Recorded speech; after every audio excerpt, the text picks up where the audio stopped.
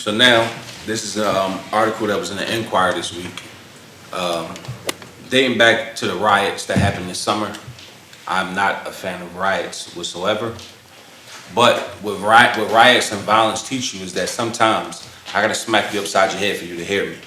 So, They went hard. when the riots happen, especially in the West Philadelphia area on Parkside, I have some tenants out there that's kind of elderly and they couldn't get their medications, and I thought that was really some bullshit. Like, those pharmacies out there are for those people in the community. Some people really need those medications.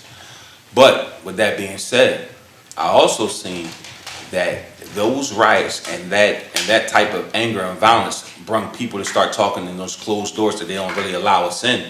And they said, hey, we gotta calm these people down. So same thing they did in the 70s, what they doing now. They got bags of money out here for you black people. They got bags of money. University of Penn just gave a guy, I want to say a $20 million contract for helping their supplies. And this same guy is set to hire 50 to 70 people in West Philadelphia. And I think that's a great, I think that's a great bridge that they're trying to build with the people of West Philadelphia. The problem is, unfortunately, the people who really need those jobs, I doubt they're reading the Enquirer. So How do we get the communication out to our people?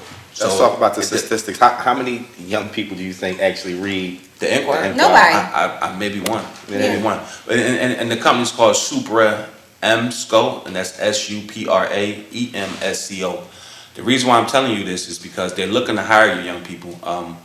They have it wrong. I mean, of course, that's how we're trying to bridge the gap. The older people don't understand the vehicles to get to the young people. Like, that should be on something, honestly, on Philly Scoop Hall.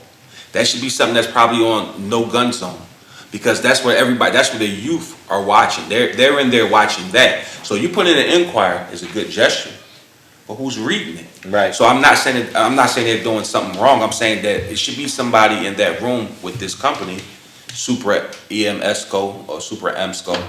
Somebody should be in there with you guys saying, hey, if we're trying to hire people and we're trying to deter people from doing this when a riot happens and things like that, we're trying to give these young people opportunity, then put the opportunity in the right place. Yes. Don't put the opportunity on Broad and Patterson, and everybody who needs the opportunity lives at Broad and Shawham. And I'm so hoping that's not a systematic, plan of how they are, attempting to provide the minorities with something, but then, it's like, Yeah, we give it to you, but you got to go find it. Exactly. And you know how to hide it from exactly. Right. Because you already told us that the best way to, not give the information is to put it in a book. So, I'm almost thinking, like, are you trying to help us and hurt us at the same time? Or are you afraid of the magnificent power that we hold?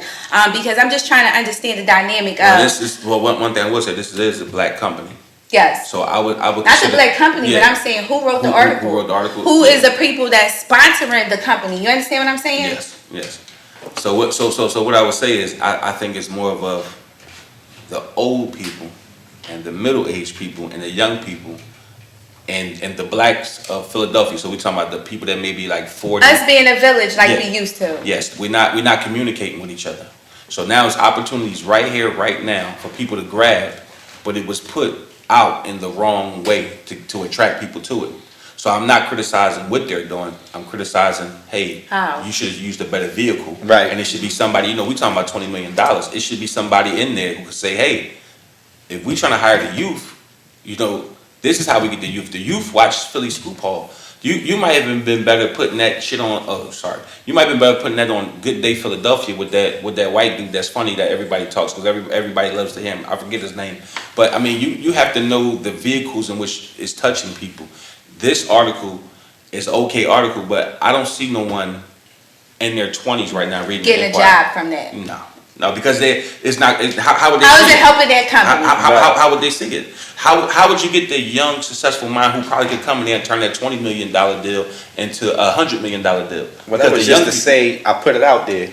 Exactly. Well, not even that. I think again, it's those old people who in these people, not old people, people with the old mindset. All right, we're just gonna run it in the press. We're running press. Such as working Enquirer, run it down there. Yeah, but I don't even want to believe that they're that off. You still running the show. You ain't that off. You know the other vehicles that you could put them in. No. You know what I mean? I You don't have think so. advisors. You have other people that's working around you that know these other ways. My opinion is that I think people get locked themselves in those cocoons, and they have no idea what's really going on outside. Yeah, I seen the news. I knew it was a riot. Yeah, I seen there was a lot of young people doing it, but I don't know how to get to those young people. Yeah. I'm gonna agree with you. Yeah. Because even with virtual, so many people, they were breaking down.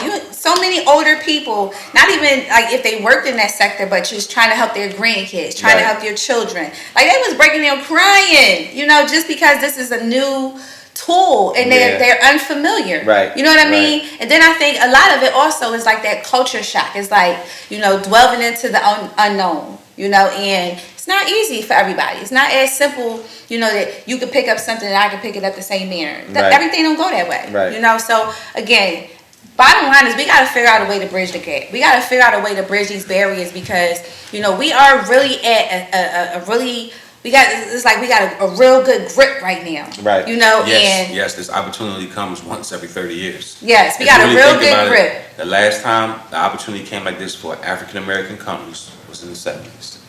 Right now, the bag is yours to go get, and it's a real bag. And I don't like using that word because it's used so ignorantly.